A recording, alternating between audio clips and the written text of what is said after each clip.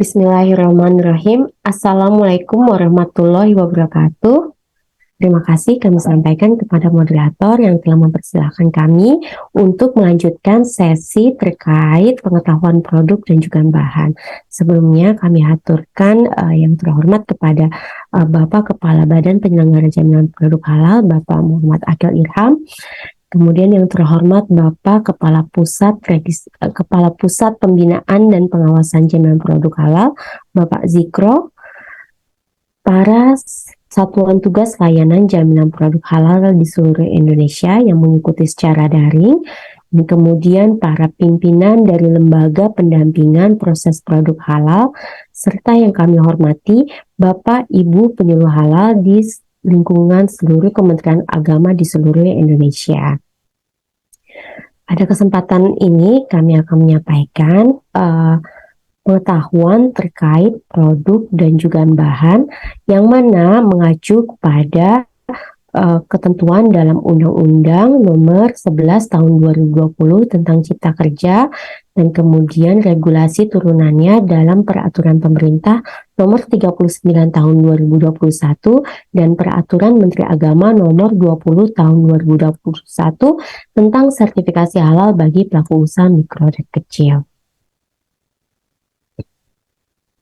Adapun outline yang akan kami paparkan dalam sesi ini terdiri dari 3, yaitu pertama, paparan singkat terkait kriteria sistem jaminan produk halal, yang kedua, produk, dan yang ketiga adalah bahan.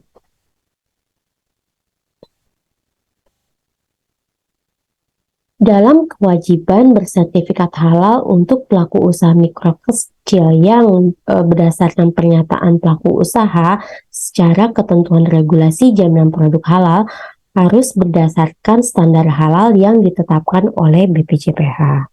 Sesuai dengan amanat tersebut, BPJPH telah menetapkan melalui keputusan Kepala BPJPH nomor 57 tahun 2022 tentang manual sistem jaminan produk halal, di mana dalam manual sistem jaminan produk halal itu disusun terkait kriteria yang perlu diterapkan oleh pelaku usaha dalam kegiatan sertifikasi halal untuk menjaga kesinambungan proses produk halal.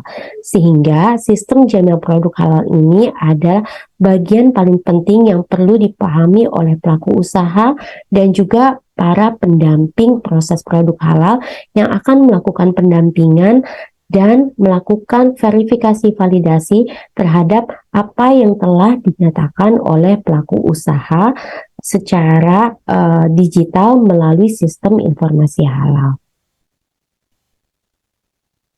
Dan dalam kriteria sistem jaminan produk halal terdapat 5 kerangka prinsip dasar yang disebut arkan al-halal yang terdiri dari 1.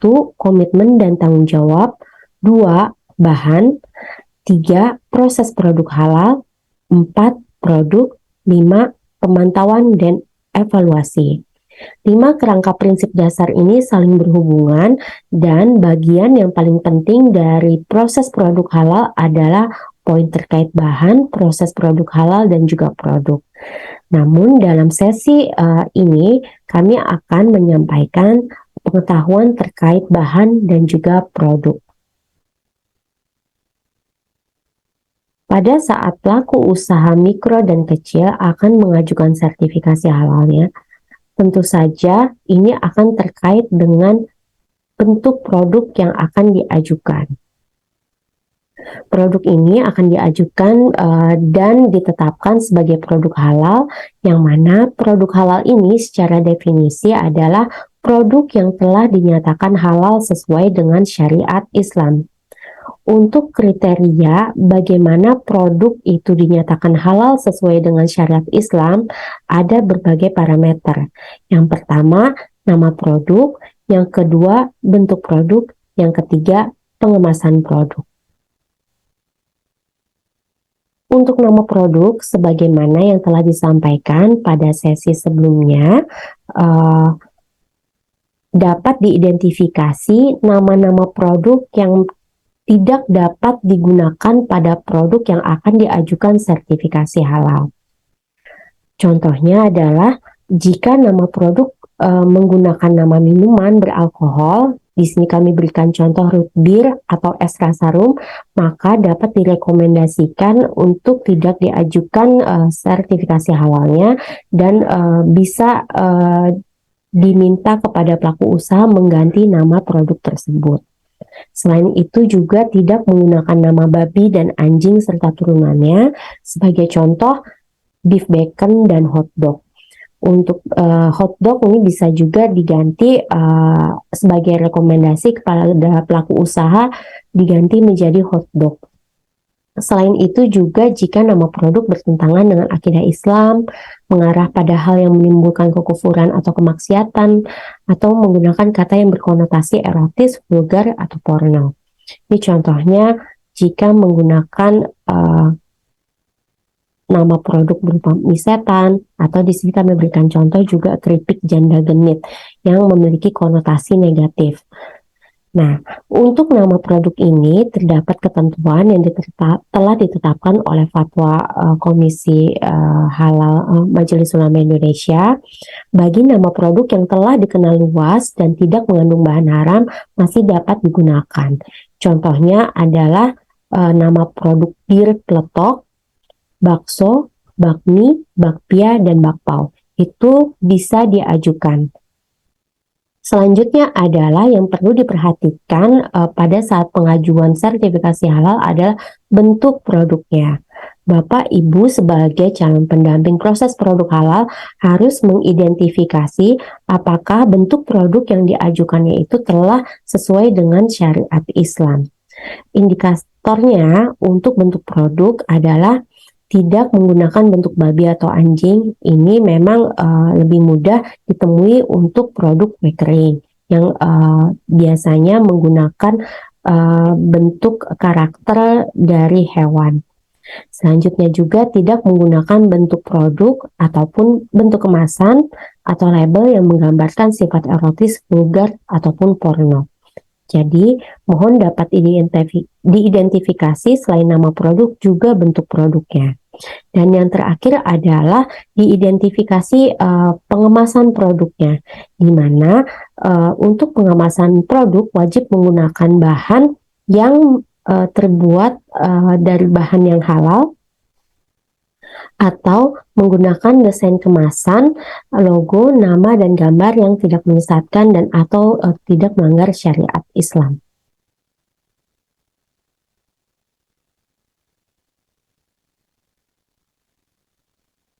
Untuk produk-produk tersebut, kami kelompokkan dalam jenis produk sesuai dengan ketentuan Keputusan Menteri Agama Nomor 748 Tahun 2021.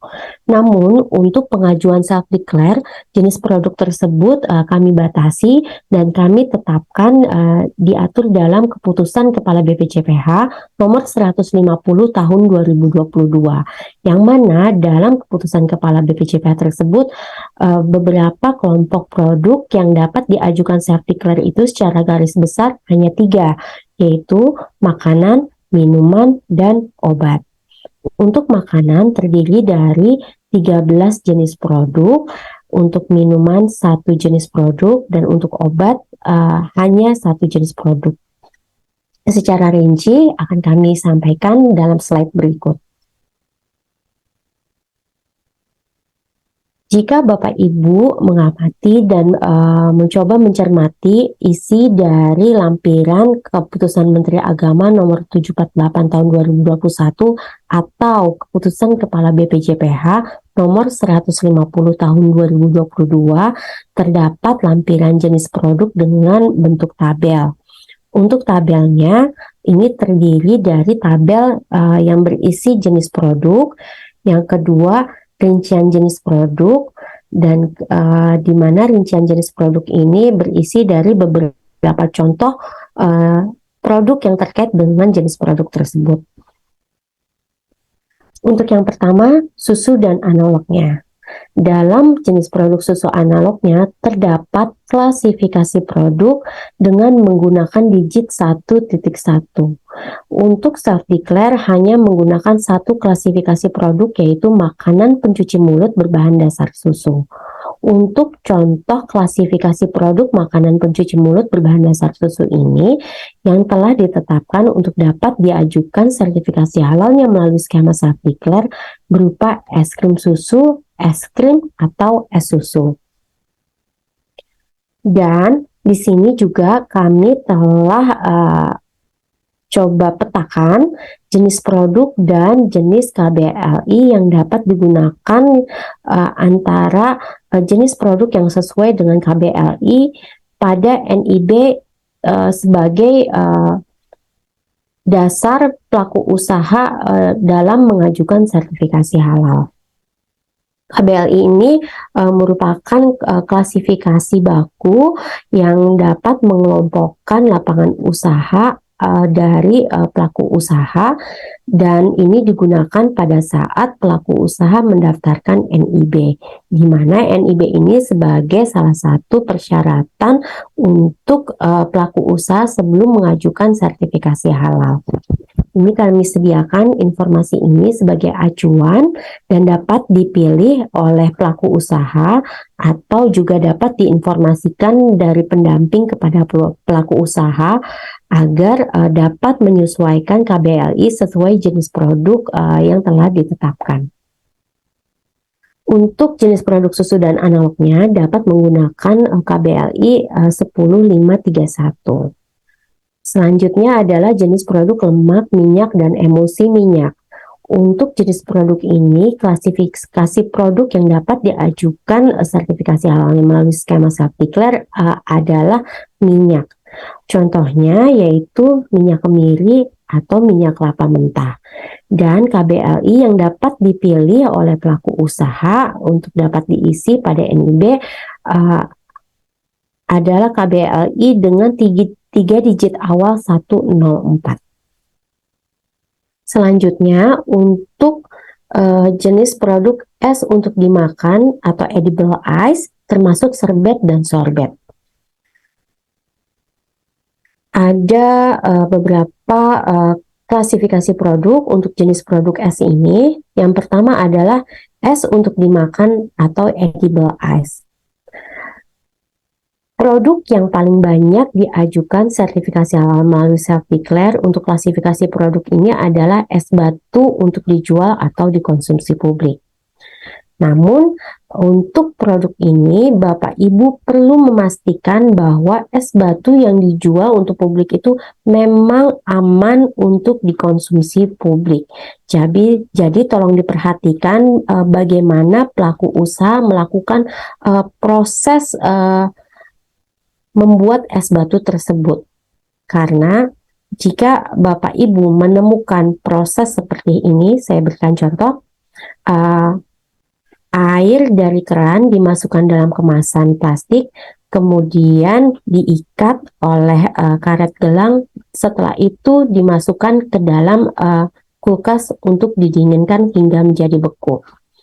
Dari proses produksi halal tersebut dapat diketahui bahwa air yang digunakan adalah air yang dalam kondisi mentah.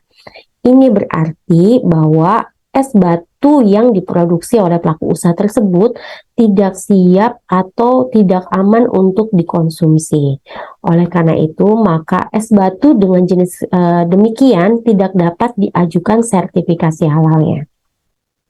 Jadi es batu di sini yang dapat diajukan sertifikasi halalnya bagi es batu yang memang aman untuk dikonsumsi oleh publik.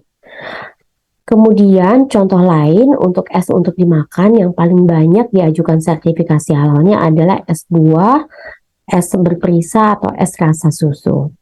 Untuk KBLI yang dapat dipilih oleh pelaku usaha adalah KBLI dengan 3 digit awal 105. Selanjutnya adalah jenis produk buah dan sayur dengan pengolahan dan penambahan bahan tambahan pangan. Untuk jenis produk ini terdapat klasifikasi produk buah olahan dengan contoh asinan buah, rujak buah, manisan buah, cincau, keripik buah, dodol buah, atau wajit buah. Ini kami berikan contoh yang memang paling banyak diajukan sertifikasi halalnya pada tahun lalu. Tapi untuk secara rinci, contoh yang paling banyak dapat Bapak Ibu temukan dalam keputusan Kepala BPJPH nomor 150 tahun 2022. Selanjutnya, untuk jenis produk buah dan sayur ini, ada klasifikasi produk sayur, rumput laut, kacang, dan biji-bijian segar yang dilakukan pengolahan dan diberikan bahan tambahan pangan. Untuk contoh produknya adalah kuaci, emping melinjo, selai kacang, pasta tomat, kimchi, keripik bayam, keripik jamur, ataupun getuk singkong. Untuk KBLI yang dapat dipilih ini sangat banyak, ini silakan disesuaikan dengan produk yang diajukan sertifikat halalnya. Di sini contohnya ada dengan 3 digit awal 102, 103, atau 107. Saya berikan contoh jika produknya berupa asinan buah, maka dapat digunakan KBLI 10311 Industri Pengasinan Buah-buahan dan Sayuran. Selanjutnya adalah jenis produk kembang gula, permen, dan coklat, di mana dalam jenis produk ini terdapat 3 rincian jenis 3 klasifikasi produk. Yang pertama adalah produk kakao dan coklat termasuk produk pengganti coklat. Yang kedua kembang gula atau permen. Yang ketiga adalah gula dekorasi. Untuk contohnya diantaranya adalah bubuk minuman coklat atau pralin atau coklat isi. Kemudian bisa juga berupa gula kapas, gulali, enting-enting, atau juga saus topping olesan coklat atau olesan manis. Di mana untuk KBLI yang dapat digunakan adalah KBLI dengan 3 digit awal 107. Selanjutnya jenis produk serealia dan produk serealia yang merupakan produk turunan dari biji serealia, akar dan umbi, kacang-kacangan, dan empulur dengan pengolahan dan penambahan bahan tambahan pangan. Untuk jenis produk serealia ini memiliki klasifikasi produk yang banyak untuk dapat diajukan sertifikasi halalnya melalui skema self-declare. Yang pertama untuk klasifikasi produk biji-bijian olahan, contoh produknya adalah emping beras atau gaplek. Kemudian klasifikasi produk tepung dan pati dengan penambahan bahan tambahan. Untuk contoh produknya bisa berupa tepung beras ketan, tepung kacang hijau, tepung kacang merah, dan sebagainya. Selanjutnya adalah klasifikasi produk serealia untuk sarapan termasuk raw oats. Ini yang paling mudah didapatkan adalah untuk produk nasi dan jagung. Dan KBLI yang dapat digunakan ini khusus untuk serealia bisa menggunakan KBLI dengan digit 106, atau juga jika dalam bentuk keripik atau kerupuk bisa menggunakan KBLI industri kerupuk, keripik, peyek, dan sejenisnya. Selanjutnya masih dengan jenis produk serealia dan produk serealia olahan, ada juga klasifikasi produk pasta dan mie serta produk sejenisnya. Ini contoh produknya adalah mie basah atau kulit pangsit, kemudian produk mie sayur ataupun kerupuk dalam kondisi mentah. Jadi jika pelaku usaha memang menjual kerupuknya dalam kondisi mentah, dapat digolongkan dalam klasifikasi produk pasta dan mie serta produk sejenisnya. Selanjutnya adalah klasifikasi produk makanan pencuci mulut berbasis serealia. Untuk hal ini contoh produknya adalah sagu atau pati mutiara. Dan kemudian klasifikasi produk tepung untuk adonan, dan ini paling banyak diajukan sertifikasi halal. Untuk contoh produknya adalah tepung sebagai pelapis, tepung bumbu, atau tepung bakwan. Untuk KBLI ini bisa digunakan KBLI dengan 3 digit awal 106 atau 107. Dan yang terakhir dari jenis produk serealia ini ada klasifikasi produk kedelai. Sebagai contoh untuk produknya adalah tahu, tauco, dan tempe. Dan untuk KBLI yang dapat digunakan ini bisa KBLI dengan digit 103 atau 107. Selanjutnya dari makanan ada jenis produk bakery, di mana di sini untuk produk bakery ada 5 klasifikasi produk, yaitu roti dan produk bakery tawar, produk bakery istimewa, kue basah atau semi basah berbahan dasar beras dan lainnya, kue kering, dan puding siap santap dengan menggunakan KBLI dengan digit 107. Untuk contoh produknya mungkin Bapak Ibu sering menemui di wilayah masing-masing. Contohnya untuk klasifikasi produk pertama ini adalah produk roti tawar.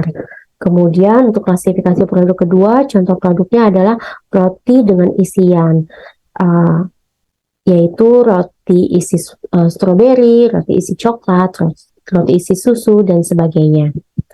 Untuk klasifikasi kue basah ini kebanyakan adalah kue-kue tradisional, contohnya bisa berupa candil, bisa berupa juga getuk, dan sebagainya. Selanjutnya untuk produk bakery adalah kue kering. Untuk contoh kue kering adalah nastar, kastengel, atau kue lebaran lainnya, atau kue hari raya lainnya. Dan yang terakhir adalah puding siap santap. Ini berbagai macam puding, ini bisa diajukan sertifikasi halalnya dalam klasifikasi produk puding siap santap. Untuk selanjutnya adalah jenis produk ikan dan produk perikanan, di mana untuk jenis produk ikan ini terdiri dari beberapa klasifikasi produk. Yang pertama adalah klasifikasi produk moluska, krustase, dan echinodermata yang telah mengalami pengolahan. Untuk contoh produknya adalah kerupuk ikan, sambal goreng ikan, pempek ikan, terasi ikan, abon ikan, dan siomay ikan. Selanjutnya adalah untuk klasifikasi produk ikan dan produk perikanan. Contohnya di sini adalah otak-otak ikan. Dan untuk KBLI bisa menggunakan KBLI dengan 3 digit awal 102.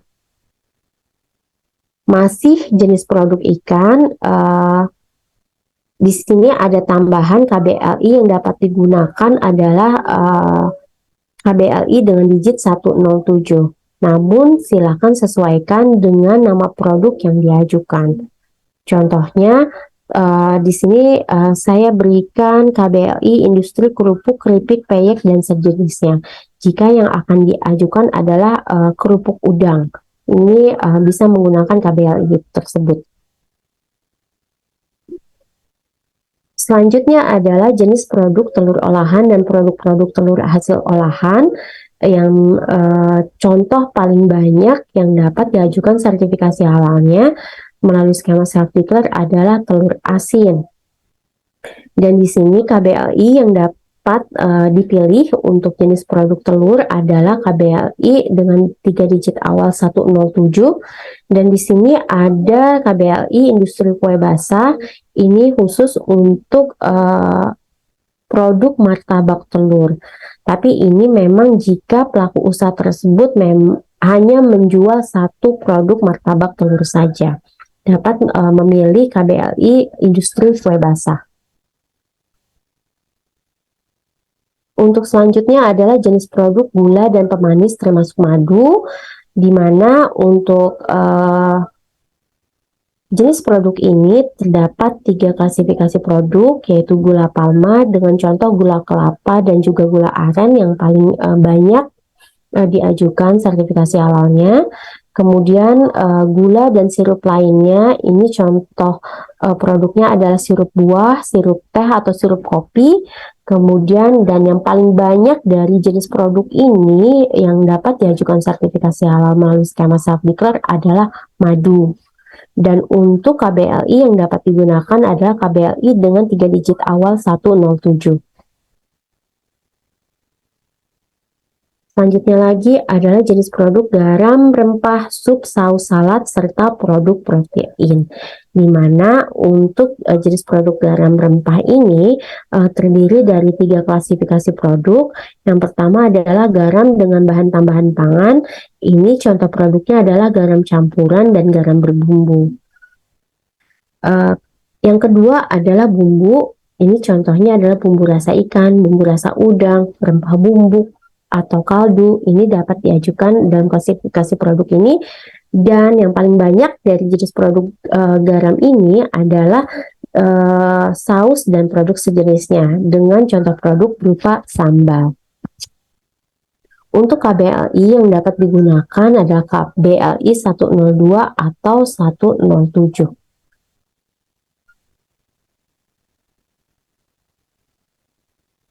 Jenis produk lainnya adalah makanan ringan siap santap, di mana untuk makanan ringan siap santap ini adalah jenis produk yang paling banyak diajukan sertifikasi halalnya melalui skema self-declare, karena memang sederhana prosesnya dan juga menggunakan bahan-bahan yang sederhana. Ini terdiri dari 3 klasifikasi produk. Yang pertama adalah makanan olahan berbahan dasar kentang, umbi, serealia, tepung atau pati.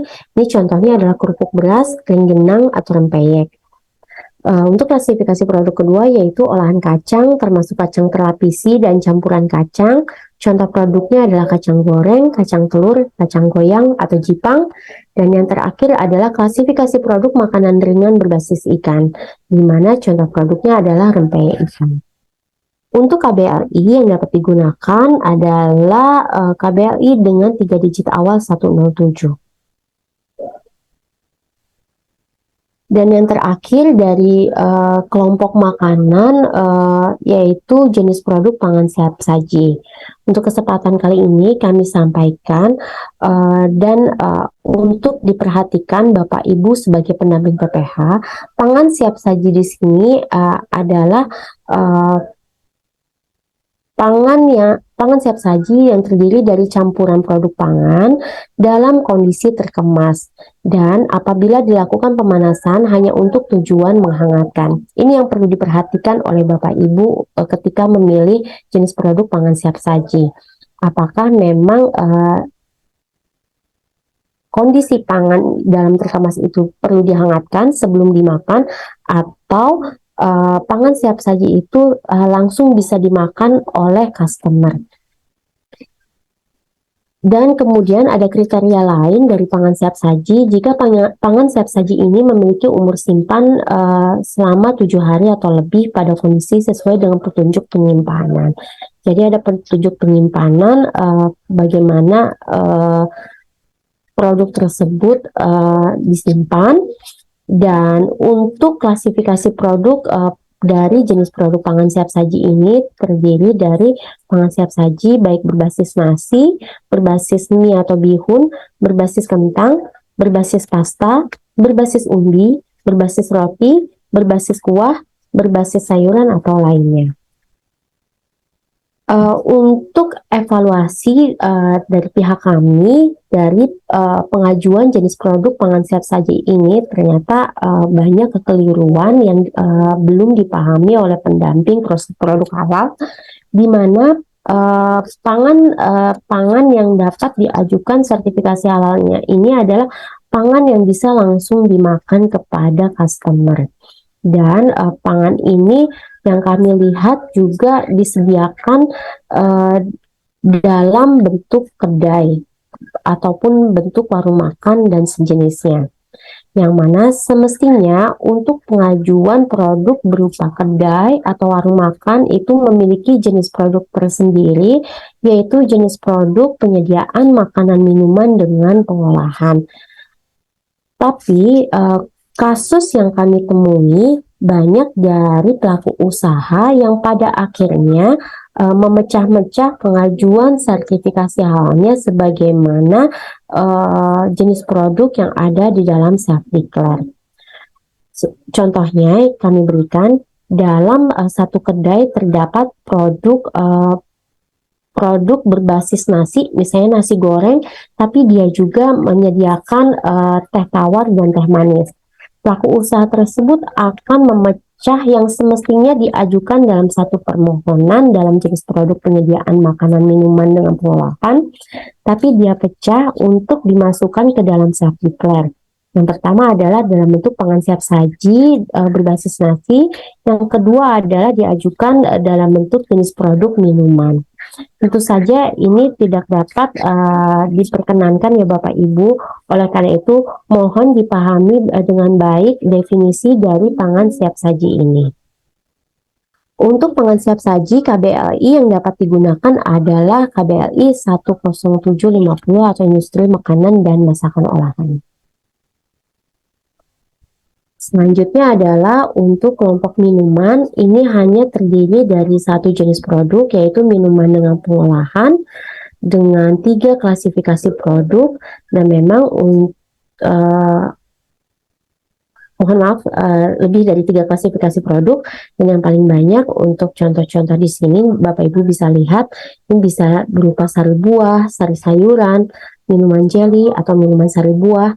Dan untuk KBLI yang dapat digunakan adalah KBLI industri minuman. Selanjutnya adalah untuk produk kopi bubuk atau kopi, minuman serbuk kopi atau minuman sari kacang hijau, minuman susu ataupun minuman tradisional yang berupa bandrek, bajigur, gedang jahe, ini dapat diajukan dengan memiliki KBLI industri minuman. Dan yang terakhir, jenis produk yang dapat diajukan sertifikasi halalnya melalui skema self declare adalah obat tradisional, tapi khusus dalam bentuk jamu atau ekstrak bahan alam, dan dengan penggunaan KBLI industri produk obat tradisional untuk manusia. Demikian terkait penjelasan tentang produk.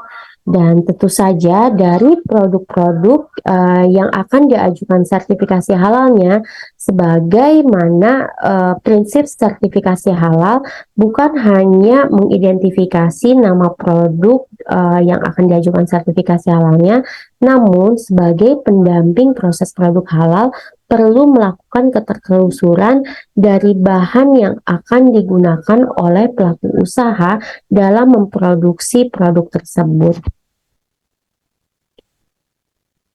Bahan ini secara definisi adalah unsur yang digunakan untuk membuat atau menghasilkan produk yang dipersyaratkan dalam sistem jaminan produk halal, di mana bahan ini mencakup 5 kategori, yaitu bahan baku, bahan tambahan, bahan penolong, kemasan produk, dan bahan penolong pencucian.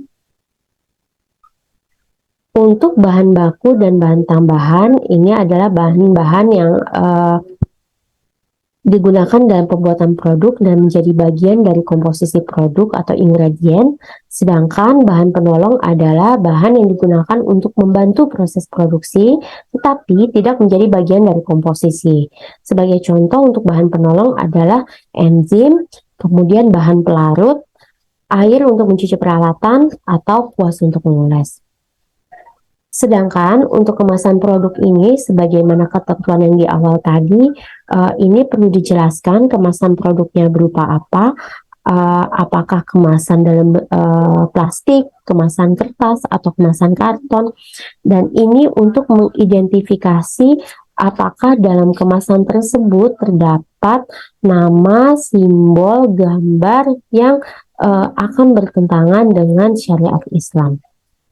Dan kemudian yang terakhir, mengapa perlu diketahui juga bahan penolong pencucian, ini terkait bahan apa yang digunakan oleh UMK dalam proses pencucian peralatan atau fasilitas lain agar terbebas dari najis. Untuk kriteria bahan dalam self-declare ini ada hal penting yang perlu diketahui, di mana kriteria bahannya itu sudah dipastikan kehalalannya, atau tidak menggunakan bahan berbahaya. Untuk bahan yang digunakan yang sudah dipastikan kehalalannya ini perlu dibuktikan dengan sertifikat halal atau bahan tersebut termasuk dalam daftar bahan sesuai keputusan Menteri Agama nomor 1360 tahun 2021 tentang bahan yang dikecualikan dari kewajiban bersertifikat halal.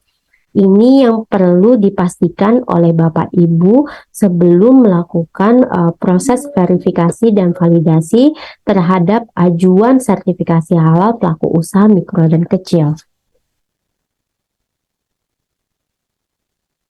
Dan kemudian dari cakupan bahan-bahan tersebut yang perlu dilakukan identifikasi, perlu Bapak Ibu ketahui bahwa bahan-bahan tersebut dikategorikan menjadi 2 kategori, dan 2 kategori ini akan muncul dalam laporan hasil verifikasi dan validasi pendamping proses produk halal yang akan dihasilkan melalui sistem informasi halal.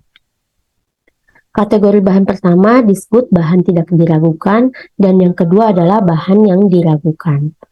Untuk bahan tidak diragukan adalah bahan yang tidak kritis dari aspek halal, sehingga untuk bahan ini tidak harus dilengkapi dengan bukti sertifikat halal. Namun, untuk bahan-bahan ini perlu mengacu pada KMA nomor 1360 tahun 2021. Dan yang kedua adalah untuk bahan-bahan diragukan, ini contohnya adalah apakah bahan tersebut berasal dari atau mengandung unsur hewan sembelihan dan turunannya. Kemudian untuk bahan yang memang sulit ditelusuri kehalalannya. Yang ketiga adalah apakah bahan tersebut mengandung bahan yang kompleks, ditinjau dari sisi kekritisan bahan dan kerumitan proses pembuatannya, atau bahan berupa flavor dan fragrance. Untuk bahan diragukan ini sebagai kecukupan dokumennya dapat dibuktikan dengan sertifikat halal, atau jika tidak memiliki sertifikat halal perlu dijelaskan bagaimana proses produksi dari bahan tersebut. Dan secara rinci contoh-contoh antara bahan tidak diragukan atau bahan diragukan baik yang perlu dibuktikan dengan sertifikat halal ataupun untuk bahan-bahan yang perlu dijelaskan proses produksi halalnya kami sampaikan dalam slide berikut. Untuk bahan tidak diragukan, ini kami kelompokkan juga sebagaimana keputusan Kepala BPJPH nomor 58 tahun 2021 tentang instrumen verifikasi dan validasi pendamping proses produk halal, di mana untuk bahan tidak diragukan ini mencakup bahan nabati, bahan kimia, air murni, madu murni, royal jelly murni, bahan tambang, telur segar, dan ikan segar. Dan Bapak Ibu bisa melihat beberapa contoh dari kelompok bahan tersebut. Misalnya untuk bahan nabati adalah sayuran segar, buah segar, kacang-kacangan segar, atau juga bentuk rempah-rempah kondisi segar. Dan selanjutnya sampai dengan di sini kami berikan contoh untuk ikan segar. Ini adalah khusus untuk ikan hewan air yang memang digunakan dalam kondisi segar oleh pelaku usaha UMK dalam memproduksi produknya.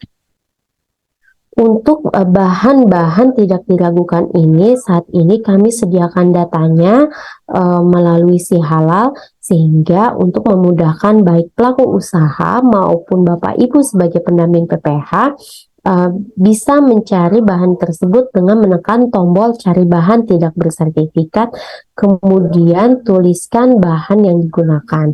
Contoh untuk sayuran segar perlu ditulis secara spesifik, misalnya bayam. Nanti akan secara otomatis dalam sistem Si Halal akan mengidentifikasi bahwa bayam tersebut merupakan bahan tidak diragukan dengan kelompok produk bahan nabati. Selanjutnya adalah bahan diragukan yang perlu dibuktikan dengan sertifikat halalnya. Ini adalah bahan-bahan yang memang mengalami pengolahan sehingga terdapat kritis baik dalam bahan maupun pada proses produksi halalnya.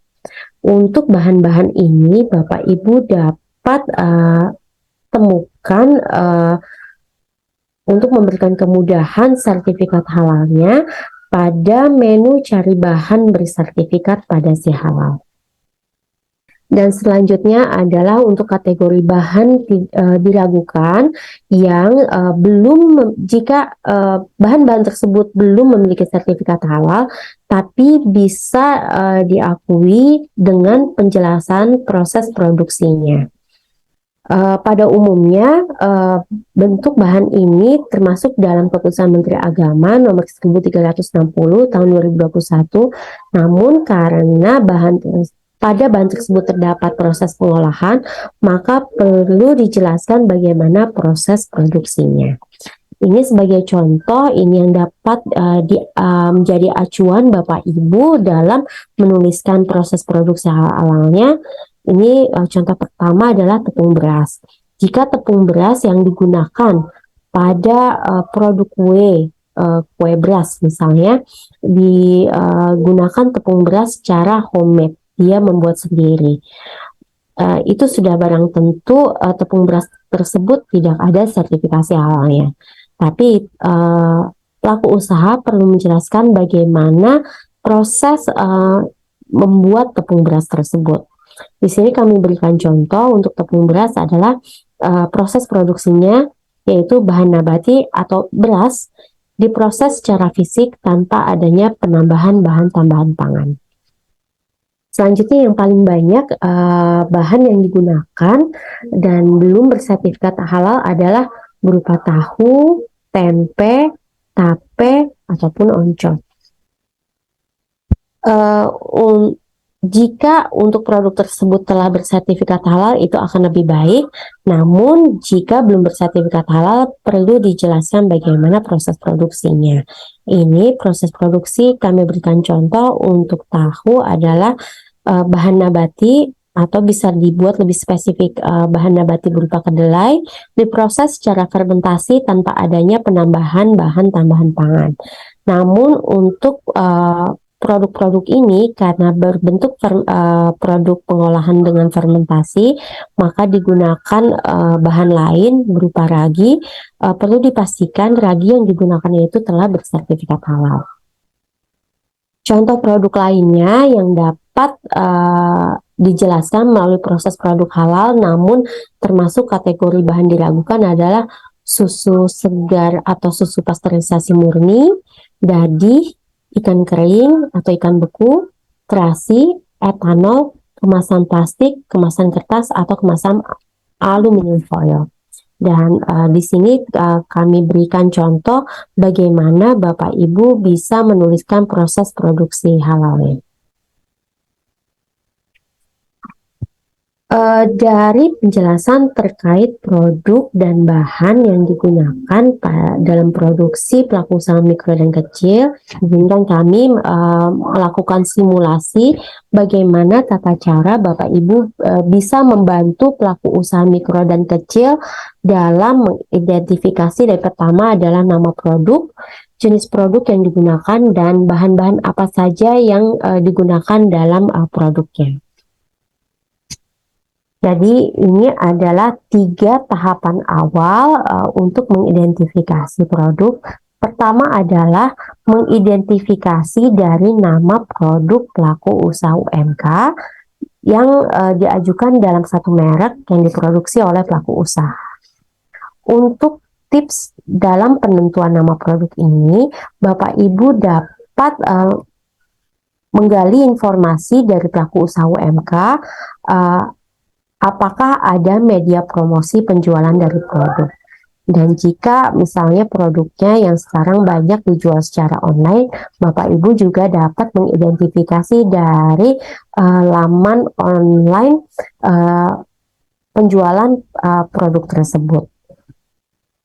Di situ Bapak Ibu dapat mengetahui bahwa berapa banyak produk yang dijual, dalam satu merek, dan kemudian yang paling penting adalah apakah produk yang dimiliki oleh pelaku usaha UMK tersebut memiliki varian rasa atau tidak. Selanjutnya, setelah mengidentifikasi nama produk, dapat diidentifikasi jenis produk dari nama produk tersebut. Dan kemudian setelah mengidentifikasi jenis produk dari produk tersebut, dapat dipilih KBLI yang sesuai dengan jenis produk. Setelah itu, Bapak Ibu dapat membantu mengidentifikasi penggunaan bahan yang digunakan pada proses produksi, dan Bapak Ibu sebagai pendamping PPH juga perlu menggali informasi apakah pelaku usaha UMK tersebut memiliki daftar bahan alternatif atau bahan pengganti jika bahan baku yang biasanya digunakan itu tidak tersedia di tempat pembelian. Untuk mengidentifikasi awal dari daftar bahan ini, Bapak Ibu bisa melihat dari komposisi bahan, terutama untuk bahan yang memang dikemas dalam kemasan tertentu. Yang kedua adalah diidentifikasi dari resep yang digunakan oleh pelaku usaha, dan yang terakhir adalah mengidentifikasi langsung pada saat proses verifikasi validasi di fasilitas produksi. Saya berikan contoh realnya dari bagaimana mengidentifikasi produk. Di sini saya menemui satu pelaku usaha UMK yang jika saya tanyakan pelaku usaha UMK tersebut menjual produknya adalah kentang Mustafa. Dia hanya menerangkan saya menjual kentang Mustafa. Nah, kemudian perlu kita gali kembali apakah ada media promosi penjualannya, dan ataupun jika dijual secara online boleh diminta link dari penjualan produk tersebut. Ternyata dari media promosi penjualan produknya diketahui bahwa ada beberapa informasi tambahan. Ini contohnya. Dalam promosi penjualan kentang Mustafa tersebut diketahui bahwa kentang Mustafa tersebut dibumbui dengan bumbu balado pedas manis segar dengan level kepedasan yang berbeda. Tersedia juga teri kacang original atau pedas. Di sini kita mendapatkan informasi bahwa pelaku usaha UMK tersebut tidak hanya menjual kentang Mustafa, tapi juga menjual produk lain berupa teri kacang. Dan kemudian ternyata kentang Mustafa dan teri kacangnya tersebut terdapat berbagai varian rasa. Dan ini bisa dapat kita buktikan ketika pelaku usaha tersebut menjual dalam laman online. Ternyata memang benar, dalam produk yang disajikan di sini ada berbagai varian rasa, yaitu ada pedas manis, tidak pedas, dan juga pedas. Dari informasi ini, maka Bapak Ibu pendamping PPH dapat mengidentifikasi bahwa nama produknya dari pelaku usaha UMK tersebut adalah kentang Mustafa tidak pedas, kentang Mustafa pedas manis, kentang Mustafa pedas. Ini perlu dituliskan secara detail, tidak hanya nama produknya tapi juga varian rasanya. Selain itu juga perlu dilengkapi dengan merek dagang dari produk tersebut. Dari kemasan produk kita ketahui bahwa merek dagang yang digunakan adalah Jukri. Jadi dituliskan dalam daftar nama produk pada saat pengajuan istiah halal perlu dilengkapi dengan format pengisian nama produk sebagai berikut. Demikian juga untuk teri kacang. Berkaitan dengan hal itu, maka kita dapat mengetahui bahwa terdapat 6 nama produk dalam daftar nama produk. Dan kita dapat mengetahui dari nama produk tersebut, jenis produknya adalah makanan ringan siap santap. Kemudian KBLI yang digunakan adalah KBLI industri pengolahan dan pengawetan lainnya, dan buah-buahan dan sayuran bukan kacang-kacangan. Dan ternyata dalam kemasan kita bisa melihat komposisi bahan yang digunakan adalah kentang, cabai, bawang putih, gula, garam, dan kaldu. Ini dapat menjadi acuan awal kita daftar bahan yang perlu dituliskan di Si Halal. Oh ya, selanjutnya dari nama produk ini, maka kita perlu menginformasikan kepada pelaku usaha untuk melengkapi foto masing produknya sesuai dengan kemasan per varian rasa. Dan yang terakhir, kita perlu mengidentifikasi bahan-bahannya dengan informasi awalan dari komposisi bahan pada kemasan, tapi kita perlu identifikasi secara mendetail. Untuk jenis bahan, pada pengisian di Si Halal ini terdapat 3 kategori, yaitu jenis bahan berupa bahan, di sini bisa berupa bahan baku dan bahan tambahan, kemudian cleaning agent dan kemasan. Ini dituliskan secara terpisah. Dan kemudian daftar bahan ini harus dituliskan secara rinci hingga bahan penggantinya. Ini saya memberikan contoh, ada di sini ada 2 garam dengan merek yang berbeda. Ini mengindikasikan bahwa pelaku usaha UMK itu memiliki bahan pengganti jika garam merek A itu tidak ada di pasaran, dia mengganti menjadi garam merek B. Demikian juga minyak goreng yang sedianya yang biasa dia gunakan adalah minyak goreng merek D, kemudian jika tidak ada dia akan mengganti dengan minyak goreng merek E. Tapi sebagaimana kriteria Safety-Kler, produk-produk tersebut tetap harus dapat dibuktikan kehalalannya dengan sertifikat halal. Dan ini contoh bagaimana mengelompokkan bahan, apakah dia termasuk bahan diragukan atau tidak diragukan, dan untuk bahan-bahan tidak diragukan, bagaimana mengklasifikasikan bahannya. Di sini kami berikan contoh, kentang termasuk bahan nabati, kemudian teri kering termasuk bahan ikan segar. Dan ini adalah kecukupan dokumen yang perlu dipersiapkan oleh pelaku usaha dan perlu diverifikasi validasi pendamping pada saat melakukan pemeriksaan langsung di fasilitas produksi. Demikian Bapak Ibu yang dapat kami sampaikan terkait informasi dan pengetahuan produk dan juga bahan. Sebagai pernyataan terakhir dari kami, untuk mengulas kembali terkait produk dan bahan, Bapak Ibu bisa membaca kembali Keputusan Menteri Agama nomor 748 tahun 2021 tentang jenis produk yang terkena kewajiban bersertifikat halal. Kemudian Keputusan Menteri Agama nomor 1360 tahun 2021 tentang bahan yang dikecualikan dari kewajiban bersertifikat halal. Dan yang paling penting adalah Keputusan Kepala BPJPH nomor 150 tahun 2022. Dan sebagai acuan untuk Bapak Ibu melakukan verifikasi validasi di lapangan, bisa mengacu pada Keputusan Kepala BPJPH nomor 58 tahun 2022. Demikian dari saya, dan untuk mengakhiri sesi siang ini, saya ucapkan Alhamdulillah.